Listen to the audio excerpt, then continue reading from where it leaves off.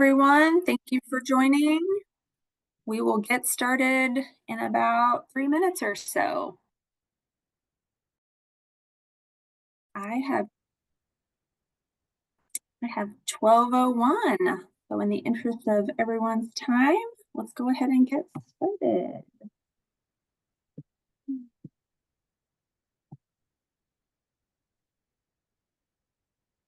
Good afternoon, everyone. My name is Ellie Brent, and I am the K-Pepper Network Manager, K-Pepper being Kansas Patients and Providers Engaged in Prevention Research. That's our practice-based research network here at KU, working to connect practices with research opportunities. And I have the privilege of facilitating and moderating today's session.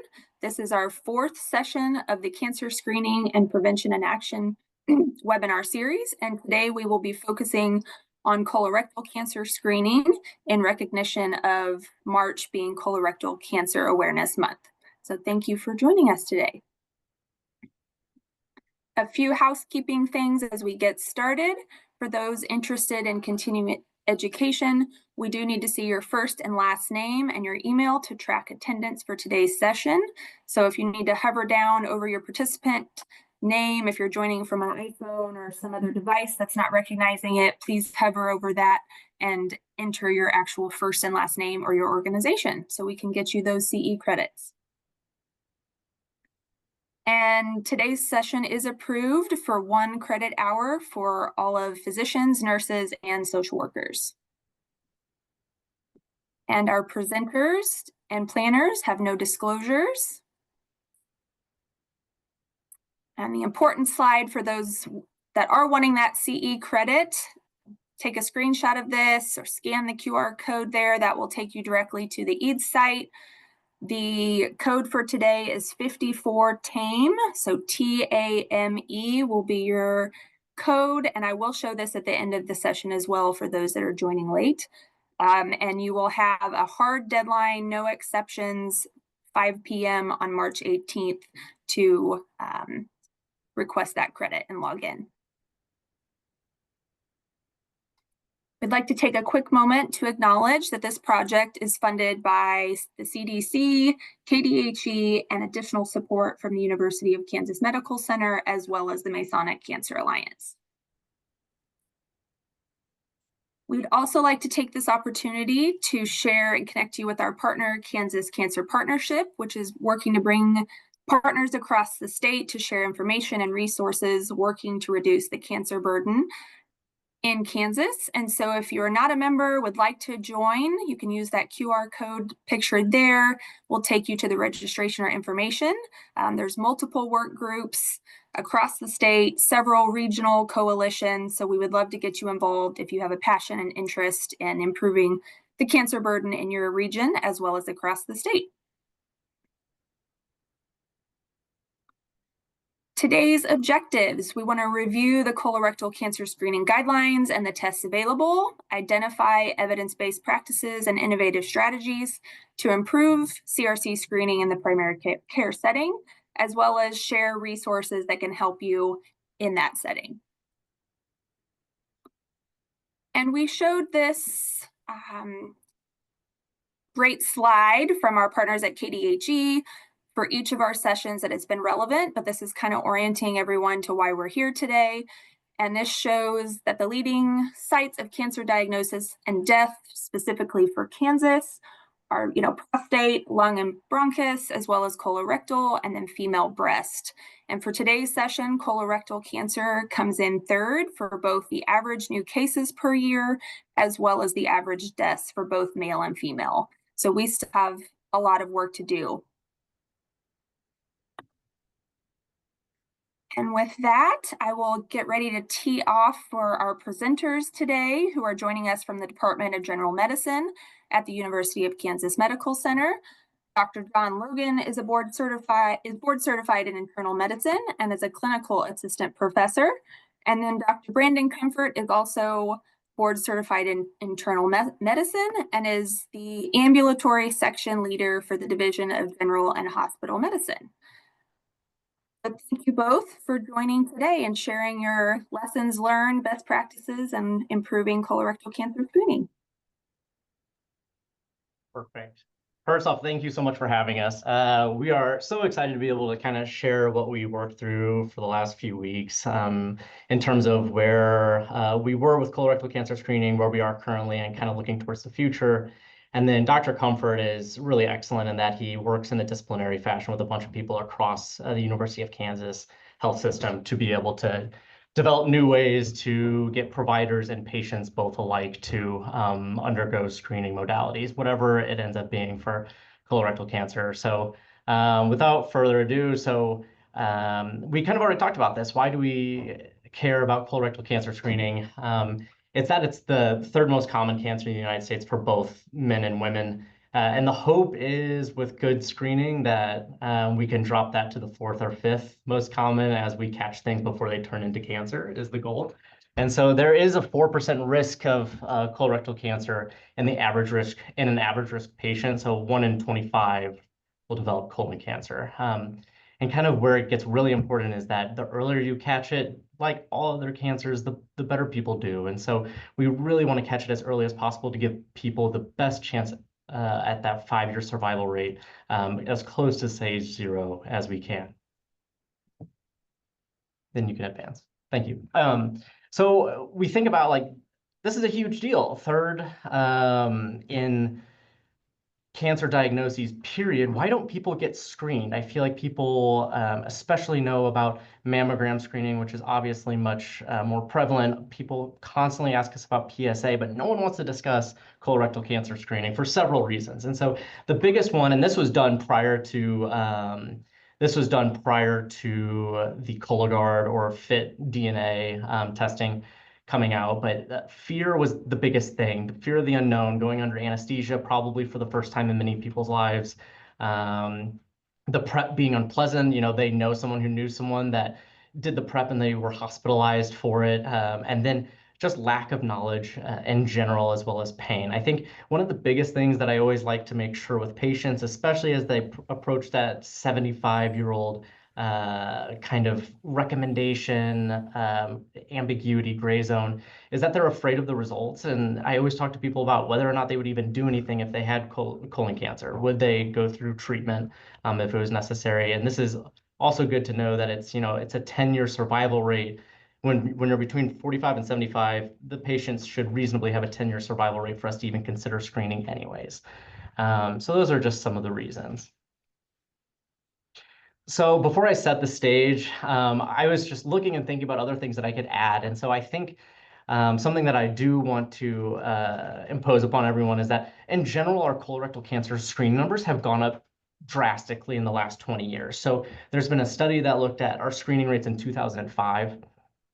And actually, our screening rates in 2005 were about 47%.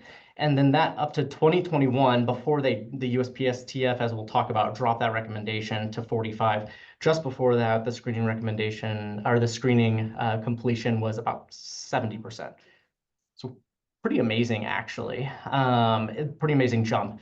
The first jump happened really between 2005 and 2010, and that was a huge public awareness campaign that really drove that initiative to get providers and patients both on the same page in terms of the need for screening. And then the second jump came from after 2018. It came when patients were allowed to do some of these non-invasive testing that we'll talk about in the future. So a couple of individual jumps that have ultimately led to more screening, but we have a national goal of 80%. So we're still 10% away. Even in the best case scenario, we're years and years away from that. And that's not even, these numbers aren't even including patients age 45 to 50. So we'll talk a little bit more about that. So to set the stage, in May of 2021, the USPSTF acknowledged recommendations to change colon cancer screening age from 50 to 45. And I think we are all kind of robustly aware of that. That has been at the forefront of every clinical practice for the last several years because it was such a major, major change. And the reason they changed it is because they found that if you start at 45, you may moderately increase life years gained and decrease colon cancer cases and deaths. And like we talked about, the goal of screening is to prevent it from getting to cancer in the first place. Catching cancer is good, preventing it is better. And so sorry, just actually, you know what? I don't need to go over those guidelines. Everyone looks at those every day. That's fine. Let's keep going. And so this is awesome, right? So we love screening people at younger ages. This is such a really, this is such an important thing that we can help patients with. But what did that do from a practical standpoint? There are 20 million Americans between the ages of 45 and 49 years old. You can see how that creates a massive, massive gap in colorectal cancer screening. One day, boom, all of a sudden 20 million people jump into that pool. And that's in addition to that 30% of Americans who didn't have their colon cancer screening done anyways. And so we are talking about millions and millions and millions. And then across the United States, there's only about 20,000 gastroenterologists. That's about 1,000 endoscopies per gastroenterologist, in addition to their already completed endoscopies that they're doing. And I don't know what it's like across other cities across Kansas. I hear maybe it's a little bit better, but we are struggling to find providers that have openings to do this in any sort of um, timely fashion. And so when we think about adding those people, we really had to start thinking about how the heck do we get creative to create a more equitable situation for patients all across Kansas, and even in Kansas City, where we have so many hospitals. So looking at Kansas-specific screening numbers, we do about the national average, which is great. You can actually go online, and there's a website that shows all of these numbers for every single state, and Kansas is kind of right in the middle. So 70% of Kansans are up to date between 50 and 75. Okay, so this is between 50 and 75. But I'll show you kind of why those numbers are even more important is because the percentage that are up to date with colorectal cancer screening by age, 50 to 64 years old, 63% of people are up to date. 65 to 75 years old, 81% of people are up to date. So we can only assume, especially with the change in recommendation, that people between 45 and 50 are woefully underscreened, especially in the current state that everything's in. Another important point to make is that insured versus uninsured screening rates are understandably different. And so there's a lot behind that that we don't have time to go into, but even in terms of people with insurance who don't have it, I mean, 27% of people with insurance do not have up-to-date screening. So doing more math, sorry, I'm usually not a huge math guy, but doing more math, there's about a third of the Kansas population was aged between 45 and 75. In 2023, Kansas population was 3 million. That means we have about a million people who need to be screened, and 30% of them have not been screened. So 300,000 cases across the state of Kansas that still need to be screened for colon cancer, just to give everybody the numbers and why what we're talking about is so important. I'm not going to belabor this slide by any means. I'm just giving a kind of a overview of everything that we look at in terms of what we can use for screening, because there are so many different modalities that we can use for screening. I mean, if we look back over the last 30 years, most of these have made their introduction in the last 10, and especially with the non-invasive screening method up top, we have FOBT, and then we have particularly the sDNA FIT, so it's the stool DNA, and then FIT testing on top of it, the fecal immunohistochemical staining test. And so these are just the different ways that we go about it, the year difference you can look at, and then kind of the things that are positives and negatives about all of them. But I think we're pretty all well versed in most of those things, and we'll talk more about them on the next slides. So it's great. Colonoscopy is the gold standard for colorectal cancer screening, but other forms of cancer screening are needed to meet this immense demand. 300,000 people across the state of Kansas is not going to happen overnight, and we'll kind of talk about ways to get this more up to speed. So let's clear up some confusion. So in 2022, the Nordic trial came out, and it created a ton of dialogue around, God, are we even doing the right things for people whenever we're doing colon cancer screening? Is it really as robust of data as we thought it was? And initially they came out, and there were major media organizations that were coming out, and it was on the news saying, colonoscopies may not actually be that great for average risk patients. You know, the number needed to treat, the number needed to harm were probably about even. And, you know, there are significant complications to colonoscopies. Where that trial kind of had a lack of power is that it operated under an invite versus no invite model. not a screening versus no screening model. So this was basically 40% of the people who entered the invite versus no invite, only 40% actually went on to go get an actual screening test. And when you take that 40% of patients and you look at them over the 10-year course that the study was performed over, actually, it shows a pretty robust difference. And I didn't include actually I did include it. So you can see on the right side that the numbers at the top are basically with the standard trial, and then the numbers, the age adjusted per protocol analyses at 10-year is with the just people that got screen numbers. And you can see how much that yellow bar goes down substantially on the risk of death and the risk of colorectal cancer. I mean, it's a massive difference from the ones above it. Yeah, that's all for that one. So there are downfalls to every single type of colon cancer screening that we do. So it's inherent to everything that we do that nothing that we order is risk-free. And so colonoscopy has a risk of perforation. Number needed to harm, 380 to 2,500, massive, massive difference. Number needed to harm in terms of major bleeding, 300 to 1,250. This is age and operator dependent, with kind of the gold standard being a fellowship trained gastroenterologist. And then there are several studies that look at the efficacy of non-GI trained endoscopists, like primary care physicians that are formally trained in endoscopy, as well as general surgeons at time doing these endoscopies and kind of what that does. But it is operator dependent. So the flexible sigmoidoscopy, it doesn't see proximal disease. So that is rising in America and internationally, actually. Right-sided disease is rising. And that's the reason why we do the FIT co-screening, because that theoretically gets that part of the colon. And so you do it, every other year with this flexible sigmoidoscopy. And that does show a mortality benefit, which is great. But we've been seeing more right-sided cancer. Now, this is multifactorial.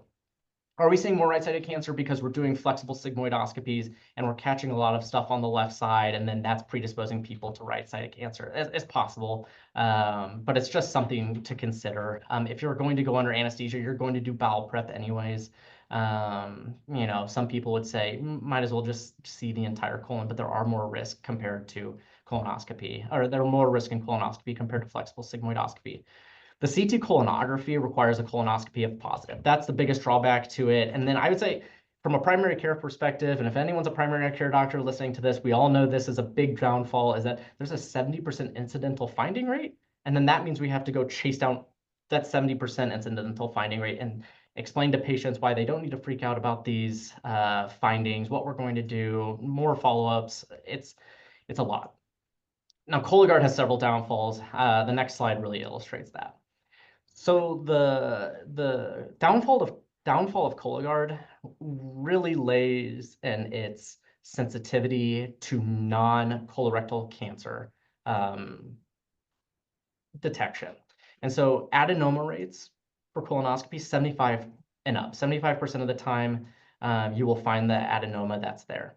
And this is even getting better with AI-assisted colonoscopies. As you see GI doctors going through a colonoscopy, they will just have green and red lights everywhere as showing them exactly what they need to go and get to biopsy. So this is getting even better.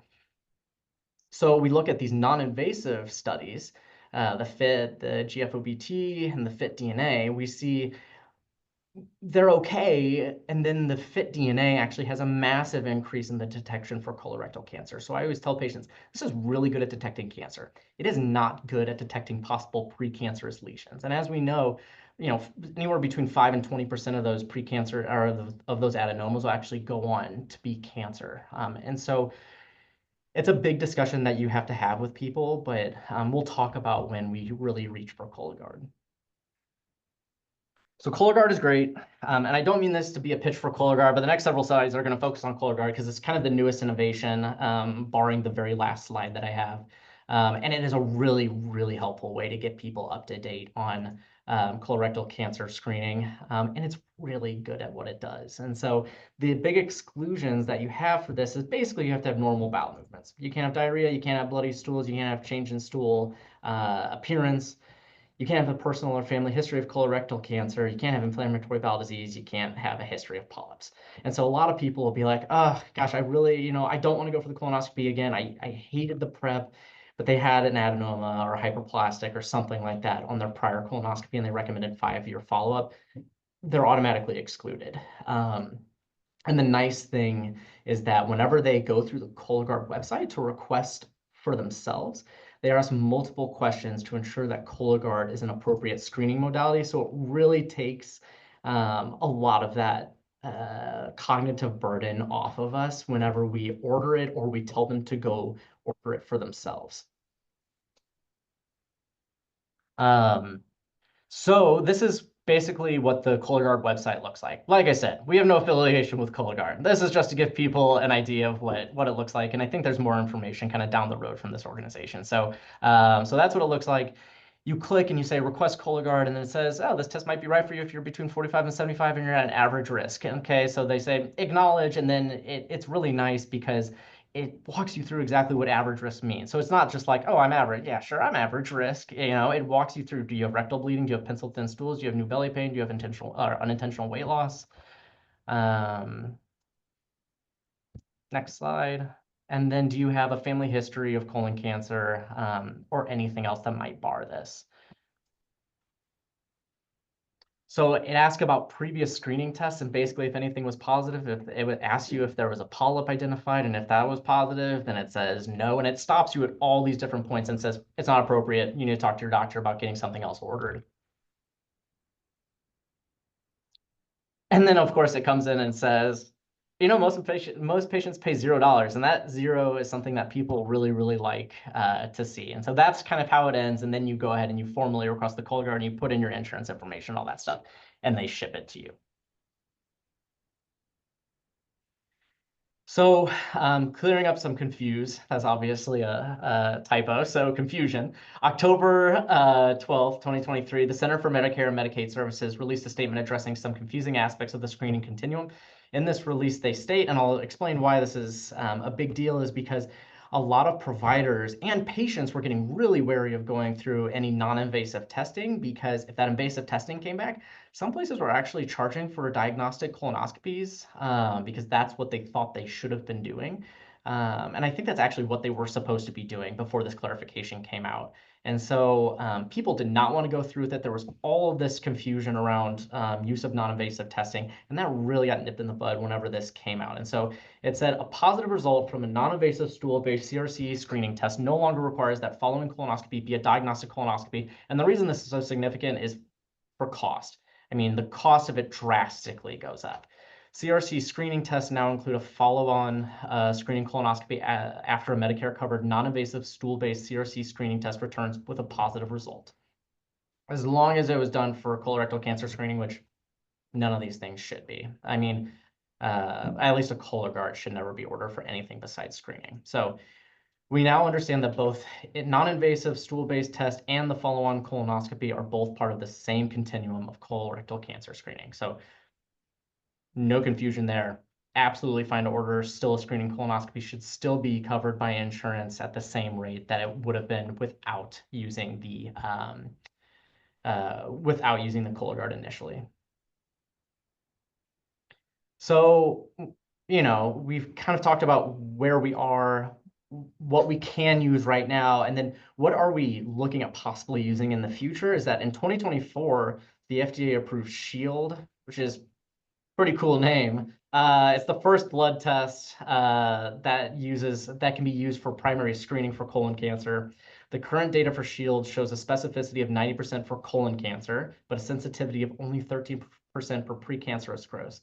So when we compare that to our current screening test, it's pretty similar to Cologuard in that way, in that it's not great for adenomas, but it's actually pretty darn good for colon cancer screening. But 1 in 10 people with colon cancer with this test will get missed, and so definitely something to kind of think about. I think the biggest thing for this, before we get to Dr. Comfort section, is that it's not currently supported by any major screening guidelines, but this is definitely something that could help close the gap in the future, as a lot of my patients that don't want to get Cologuard, they don't want to get colonoscopy, it's because basically they don't want to deal with the prep and they don't want to deal with having a bowel movement, an entire bowel movement into a box that you ship through FedEx. I mean, it's something that they just do not want to deal with at all. So a blood test is something that everyone is used to.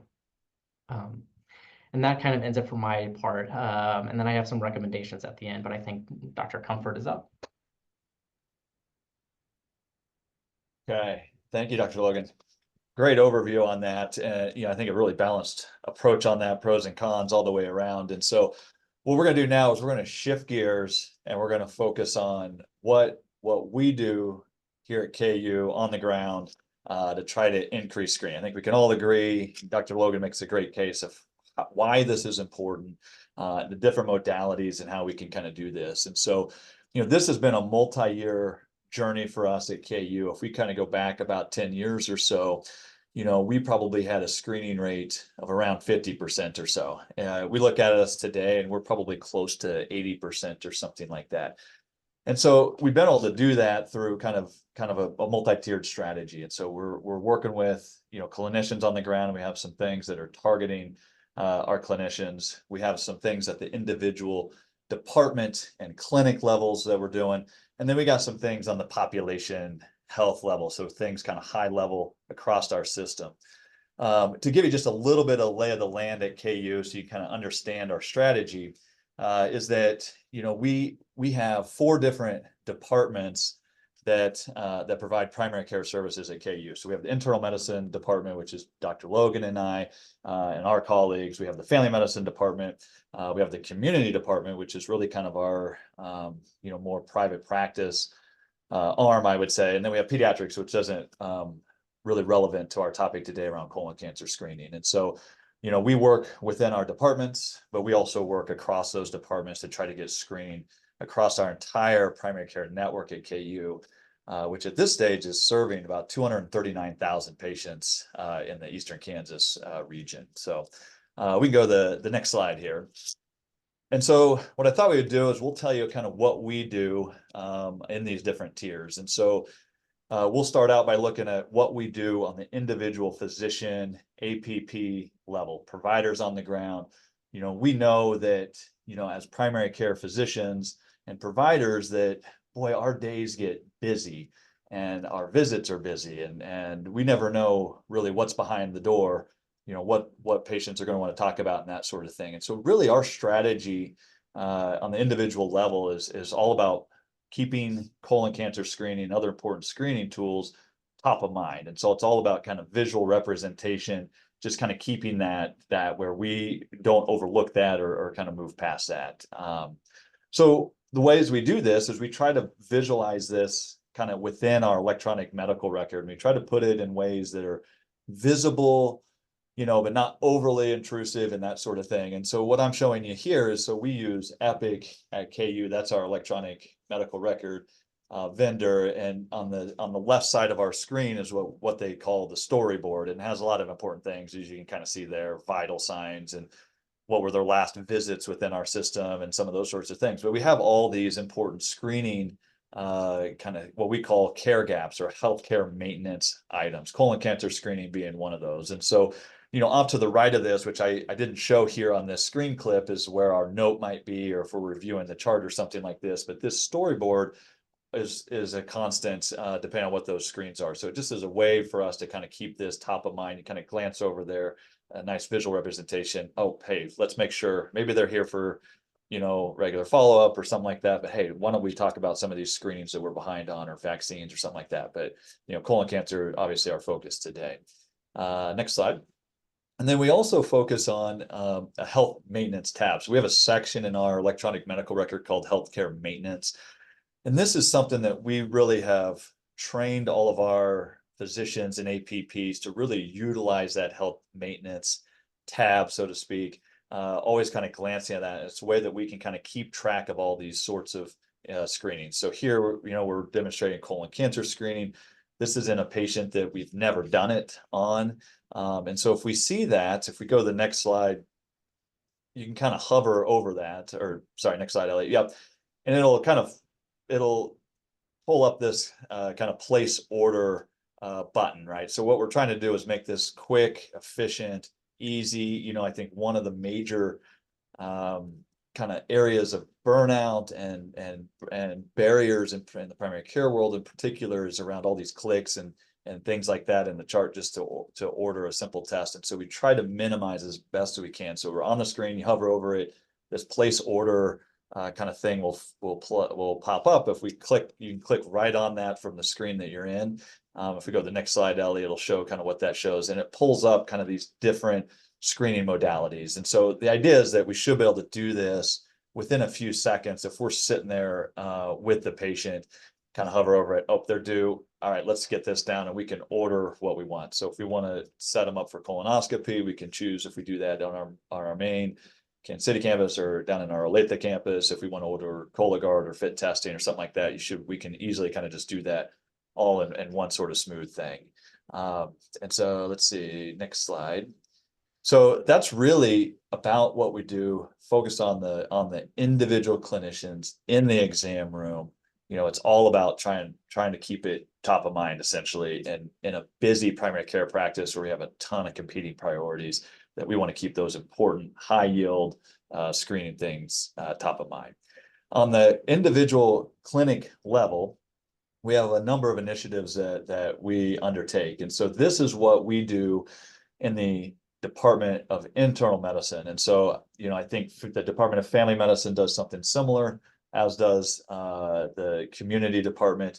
We all kind of do something similar, but a lot of it is largely focused on data. So collecting data, getting good, usable data into the hands of our clinicians so that they can manage their individual populations, right? So, you know, I have 1,200 patients or so that are under my care.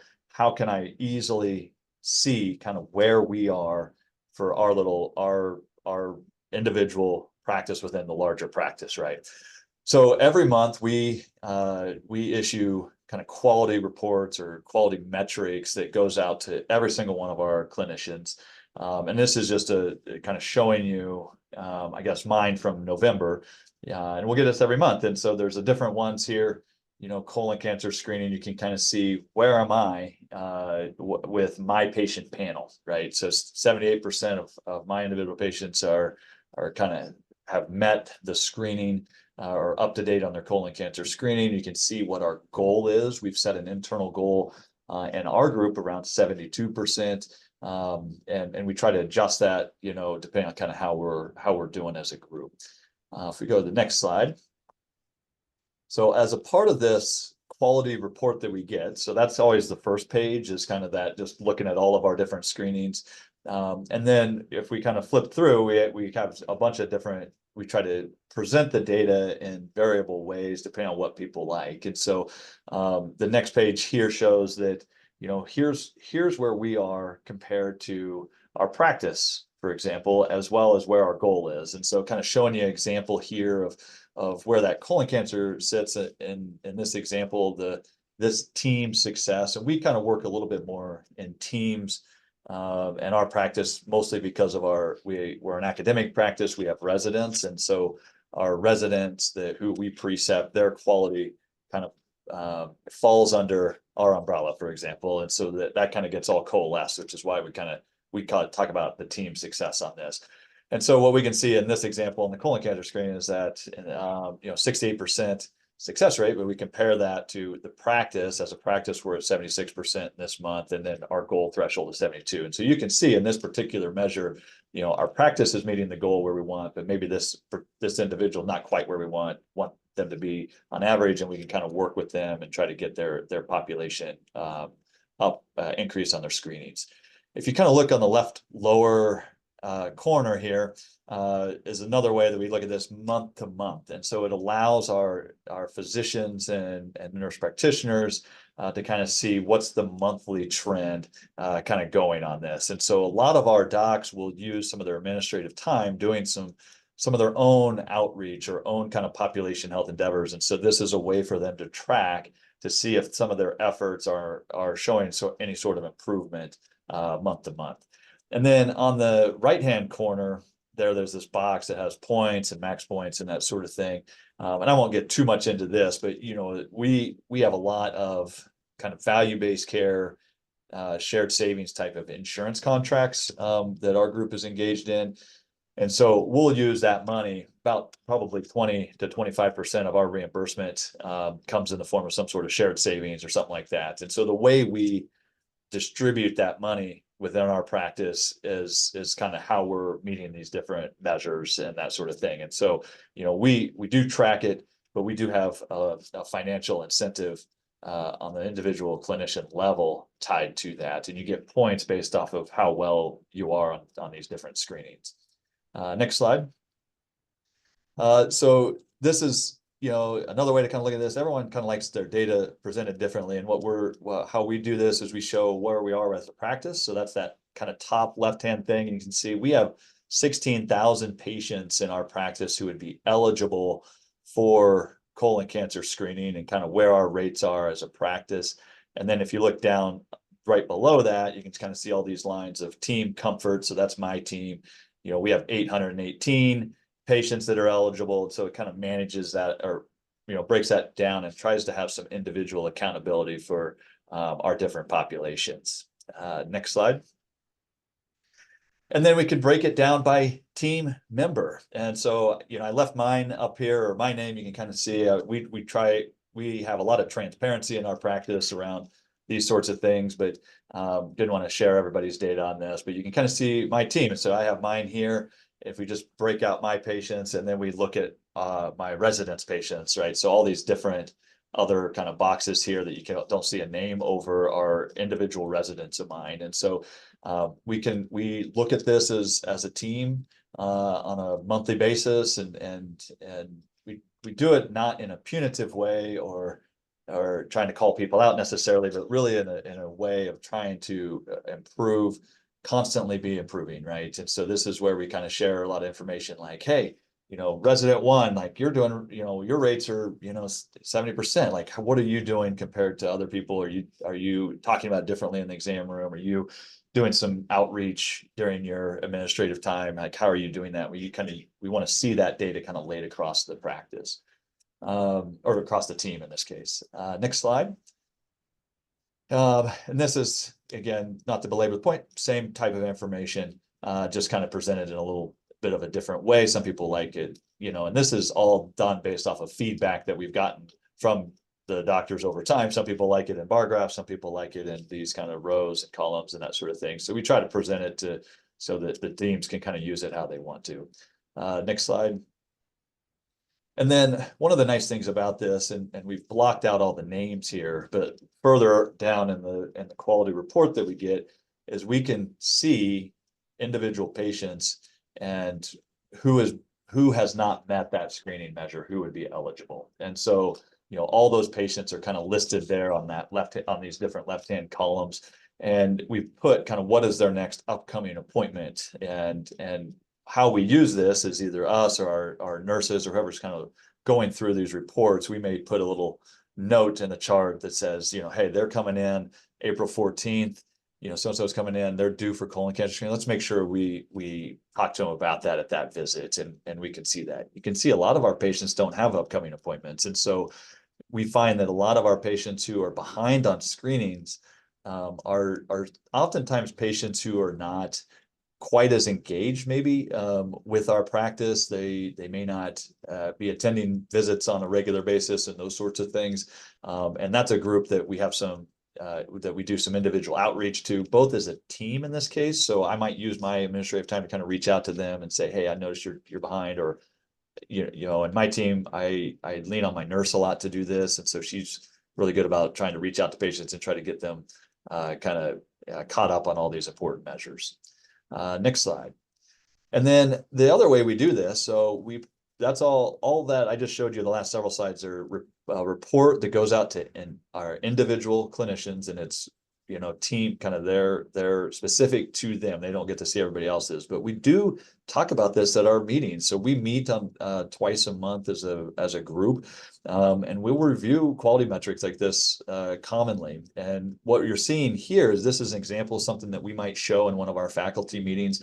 which is all these blue bars are individual physicians in ours, and we'll show the names. So our practice, we've really tried to create a culture of transparency and openness around data and trying to share best practices. And so a lot of these lower bars here are some of our newer physicians. So they may have joined us in the last year, they just haven't seen everybody, or they, you know how it is when you establish with a new patient, you can't do everything at once. You got to kind of, do things one at a time and that sort of thing. So we fully expect that our newer physicians it's going to take them a little while to kind of get all of these screenings up to date. And so we try to use this as a learning point. So you'll see of the people who are really excelling at this, we have conversations as a group. What are you doing? So what is your nurse doing? Are you, how can we all adopt those best practices across our practice to try to get a little bit more even distribution across that. Next slide. And then we also break it down by pod. So our practice is large. We have 51 physicians now with 9 nurse practitioners, and we have, essentially, I guess 6 different clinic sites at this point. And so they're all roughly, 6 to 7 different physicians in a pod, as we call them, or in a different clinic, one of our kind of ancillary clinic sites or something like that. And so we tend to kind of have smaller groups. And so our large meetings are usually virtual like this. And so we kind of go over data and it's in a virtual environment. But every quarter or at least twice a year, we try to have these smaller meetings that we call pod meetings, where it's only in person. We don't we don't even do a virtual option. And it's the whole teams, physicians, nurses, nurse practitioners, our front desk staff, all of those, anybody in that pod, basically, we all meet. We look at these quality reports as it, specifically kind of broken down for just our little micro unit. And we discuss it, and it's the same sort of strategy, but it's again meant to be more discussion-based, sharing best practices and those sorts of things. And again, I blocked out all the names on there, but these different bars are the different physicians in that pod and that sort of thing. Next slide. So yeah, so on the clinic level or department level, clinic level, however you want to say that, it's really about data sharing, getting useful data into the hands of our physicians, nurses, nurse practitioners in a way that we can manage our individual populations. And then we'll kind of move into our last strategy, which is really the population health level. And so this is really where we coordinate across all of the different departments, family medicine, community, us, and we're looking at that entire population of people who get primary care services at KU, that 239,000 people. We're looking at that population, and we have different interventions on that. And so the next slide shows we can always start with kind of data on this. And so, we have a dashboard that we look at. It's presented a little bit differently because we got to kind of merge with all the different departments. And this is looking at across all of KU, all of those patients, that we're at about a 79% success rate or 79% screening rate of our patients who would be eligible for this. If we go to the next slide, we can break it down by individual clinic. So even within, Dr. Logan and I's department, we have, we're at this MPA IM Gen Med. That's the kind of blue one. Since that's my department, it shows up blue. But we also, part of our group is at Corbin Park and stuff like that. So it breaks it down by individual clinics, and we can kind of compare across the board, and we can have some targeted interventions. And so, what we find, which is true of any screening or any chronic disease management program, is that we often, there is a pretty significant health kind of inequities across our population. So a lot of these differences you can probably attribute largely to, the population that's served by that clinic, for example, or the community that surrounds that clinic. I think we know that our patients who live in Johnson County, which tends to be more heavily commercial insured and wealthier population, they tend to be a little bit more up to date on screening. It can be a little bit more challenging in some of our patients who live, in Wyandotte County, for example, where there might be more social determinants of health barriers and those sorts of things. And so we try to use this, again, not in a, hey, we're calling anybody out sort of thing, or hey, so-and-so, or this clinic is doing poorly and this clinic's doing great. We know that there's a lot of things that factor into that. And so we use this as a way of where do we need to put our efforts or our resources to try to improve screening. One example of that I'll just share is around our community health worker. And so we do have a community health worker that we share across those departments, but we use our community health workers to target our highest risk zip codes. In our case, they all fall into Wyandotte County. And so we try to target, those resources there. Our family medicine group, for example, they tend to serve a much higher percentage of our Wyandotte County group than say, some of our other, like our Corbin Park clinic or something like that, right? So we're trying to funnel some of those population health resources into those areas that might need it a little bit more. Next slide. And then what we'll do is we'll do outreach. So this is at the population level. This isn't at the clinic level or anything like that. And so we have a whole team that will look at who is behind on their screening, and they send them a letter. And sometimes they'll send them a MyChart, which is our patient portal. So it's an electronic sort of letter that says, hey, we've noticed that you're behind on this screening. You should contact your primary care team and talk about what would be most appropriate for you and that sort of thing. And so this is just another way for us to kind of try to get this into the hands of our patients and try to get them engaged in this screening.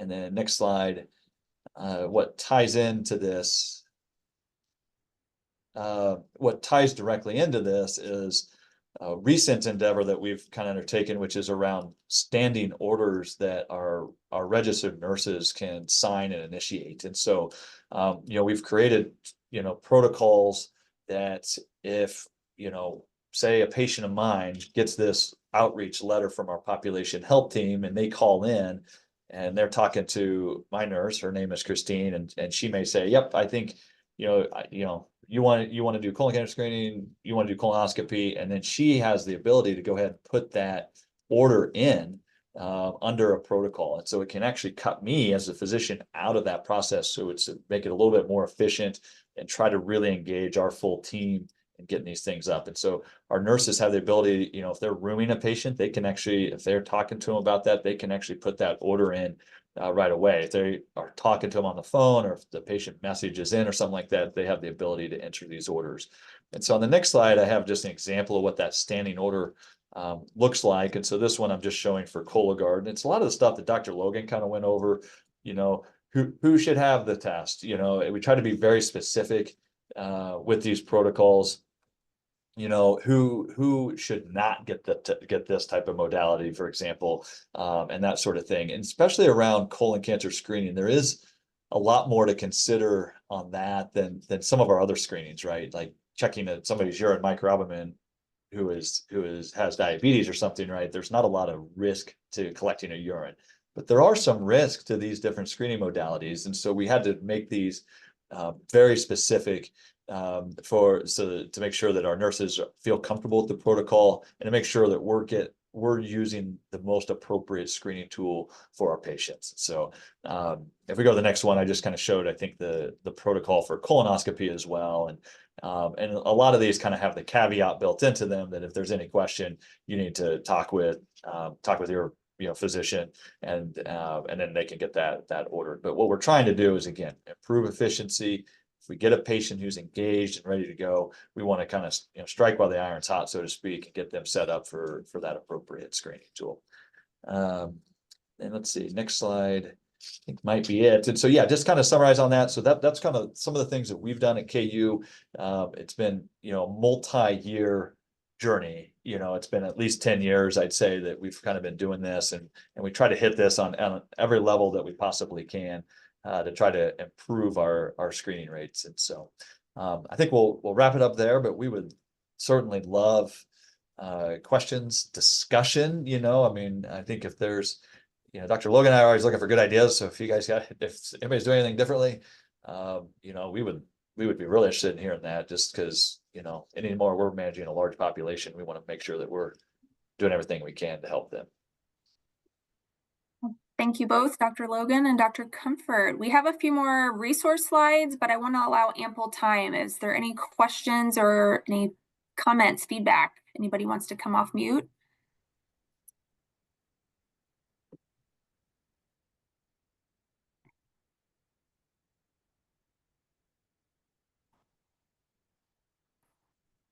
Well, I do have one for you both, and I know you've touched on it in little kind of increments throughout, but love your audit and feedback specific with providers and that team transparency. We know that audit and feedback is really important as one of the EBIs for improving colorectal cancer screening. And if you had to kind of do your one takeaway or your sales pitch to why that's so important, what would that look like for a practice or a clinic that's really hesitant about that negative view of that or negative competition or kind of that piece of doing those individual, whether team-based or individual provider scorecards? Yeah, that's a great question, Ali. And I'll tell you, I was around at the beginning of this before we really were sharing data openly and honestly. And so there was a lot of uh, kind of concern about kind of sharing data in our group and how that might come across. But I think at the end of the day, you can't fix what you don't know is broken, so to speak, right? And so we had to start looking at this. And I think it's only normal and natural for all of us to think that I'm certainly guilty of this, that, if you ask me what percent of my population is up to date on their colon cancer screening, I'm probably going to say all of them. I talk to every patient about it. I never miss that, right? But I think sometimes that data piece becomes really important. And I think that to kind of highlight that, and a lot of times we find that it's not a reflection of the physician or the APP or anything like that. There's usually a lot of confounding factors here, right? So social determinants of health barriers are a big part of that, right? And some physicians have, higher risk patients than others, right? So that's going to skew their data. So it's not a reflection of who's better than whom. It's really where do we need to put our resources? Where do we need to put our efforts to try to really get everybody up as best that we can? Great, thank you so much. We had a comment in the chat from Amy. Does KU have any initiatives to help improve time delay, to get a screening colonoscopy? To delay. Example, wait from order to the next available appointment. I got you. Yeah, and maybe Dr. Logan can jump in more on this, but we have a big delay, obviously, in colonoscopy and in the Kansas City region in particular. And so I know there's been a big hiring push and that sort of thing to try to improve that. But in our practice, we've really tried to use some of these other non-invasive or non-colonoscopy focused modalities. And so I think we've seen, and I don't have data to give you a percent of how much we've shifted, but we've kind of adapted to more Cologuard. And the GI group here and their scheduling algorithm for us that if they do have a positive Cologuard, they'll get them in quicker. And so that does help kind of with that screening kind of piece of that to try to do that. But outside of getting them in, I mean, we've looked at outside of KU private groups here in town. They're kind of in the same boat, at least here in our local area. And so it's really been mostly about trying to get more, people who can do colonoscopies, more people doing them, trying to kind of get them where we could serve that population. Because at the end of the day, a lot of patients still need that full colonoscopy. But I don't know, Dr. Logan, do you have other thoughts on that? No, I mean, we talked about it, and like I'm much more apt to send people out of the KU system to get them screened for colon cancer, for better or for worse. I mean, I've had better luck with getting people into other various kind of places across the Kansas City metro, and so it is a more difficult process. We have to fax it, the patient, we have to make sure that the patient gets called by them, we have to make sure that they fax it back. It is a multi-step process, and usually one of the steps is missed, but it's probably helped me get, I don't know, an additional 15% of people that were deficient previously to get it done. Because you talk to people and you say, hey, we're being told a year is kind of our wait time, whether or not that's true at this point, because I think things have kind of changed. And most people are like, well, I don't really want to wait an entire year to like get it done. So I've been sending out a lot more, and I do a ton of Cologuard education. And I think at the end of the day, a lot of my patients who have a higher, especially who have like a higher health literacy, they prefer to get colonoscopies just for the kind of finality of it, because they feel like it's the best test. It gives them the option for 10 years. So I try to navigate that as best as I can. And then Rosa had asked any cancer in the younger population, and I just wanted to touch on that. Just say the reason that the guidelines were changed from 50 to 45 by the USPSTF and by the American Cancer Society is because we were seeing a trend in younger patients getting colon cancer. And so, I don't have really anything else to add in patients 45 and below, because that is a case-by-case basis based on symptoms.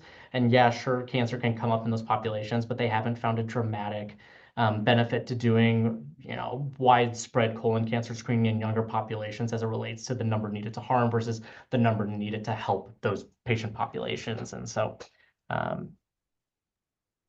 Yeah, I mean, I tell you that younger and younger population is scary, and we are Yeah. certainly seeing that. And I think just in my individual practice, I have 3 patients under the age of 45 that have been diagnosed with colon cancer. And so obviously those aren't patients that we're going to capture in a screening approach. It's always going to be once they get those symptoms, and it really becomes a diagnostic sort of approach. But I certainly welcomed lowering that age from 50 to 45. I think that was the right call. I think time will tell if they need to kind of move that threshold down a little bit further. Right. Well, I have a few more slides to get through. Thanks for the questions, conversation, and Dr. Logan, Dr. Comfort, if you want to answer, I think any others that might pop in the last couple minutes, and we can stay on. I just want to make sure we get through a few more slides. So just wrapping up here, there are multiple slides in this presentation. I really wanted it to be more of a resource once people received the copy of the slides after. So, looking at the National Colorectal Cancer Roundtable resources, this group is a coalition, established by the American Cancer Society and the CDC, and is really working on trying to improve access and accessibility for cancer screening across the country and improving rates using evidence-based interventions. And so I just will point, again, you'll get these slides. The links will be embedded for each of these resources. The STEPS guide is specifically targeted for primary care with some great case studies. There's also this lead time messaging guidebook. So with the drop of the guidelines from 45 to 50, a lot of this population isn't aware that, they're in need this early. And so this lead time messaging guidebook can help incorporate messages before people are due. So when they hit that 45 date, they're really aware and knowing that needs to be part of their regular medical routine. Again, some guidebooks specifically for reaching the unscreened. So this one is really interesting because they did some market research in 2018 on specific populations. And you can see, they have like adults ages 45 to 49, rural dwellers, fearful delayers, as they called them, invincibles. And so they've kind of broken them down to some different motivators, rationale, just a really interesting resource. This is kind of a screenshot of what some of those profiles might look like for specific populations. So I pulled the 45 to 49, but you can see kind of their demographics from this market research, their barriers to screening, lifestyles, and then they tested messages specifically for each of these profiles. So again, really interesting, just might be a helpful resource if you're looking to target to a specific group or population within your practice or in your communities. Again, this is another resource. This is a brief. So this is a screenshot of a 3-pager for clinicians as a reference tool with all the stool-based tests. Another resource, another flyer, kind of a quick do's and don'ts for clinicians. And then this is another, this is more of a practical coalition guide. So for those of you that might not be just primary care practice, wanted to touch and hit on those as well. So this is a good one to reference too as you're trying to gear up kind of a campaign message. And as we wrap up, want to emphasize the importance of shared decision making. We know colonoscopy has been the gold standard for a long time, but as our presenters shared today, there's a need to meet the demand that we have to be open to all of these tests that are available and then coming to the one that's best for that patient. And ultimately, the best screening test for them is the one they will actually complete. So that's what's important. We want these patients to get screened. And so as we wrap up here, we will be offering an additional CRC screening office hours. This is a separate registration. So if you want to use the QR code on the screen, Tracy has kindly put that in the chat as well. This will be all things Cologuard. So some of our friends and staff with Cologuard and Exact Sciences will be going over, the basics of the test for those who might be new, ordering logistics and navigation resources that every order includes, bulk ordering options, and more. So it'll be, really just that technical assistance, more informal, come with your questions, because we know there's a lot of questions about this. They'll also be addressing Cologuard Plus, which is the new test becoming available in April.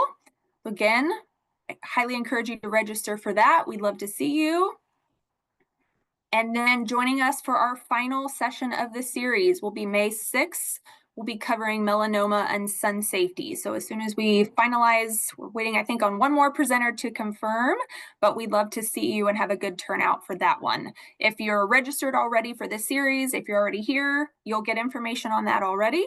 But if you want to share this with other colleagues that might be interested in a slightly different topic, please feel free to share and forward. And then as we close, here's that QR code for your CEs one more time. And I know we're at time. Again, thank you all, Dr. Comfort, Dr. Logan. We really appreciate you sharing all your lessons learned. This is an important topic for many of us. And looking at the chat, Olivia with ADHE, they are starting a colorectal cancer roundtable across the state. So if this is something of particular interest and you're passionate about, we would love to get you connected in there. Any other final questions? No, thank you guys using the chat, answering other feedback.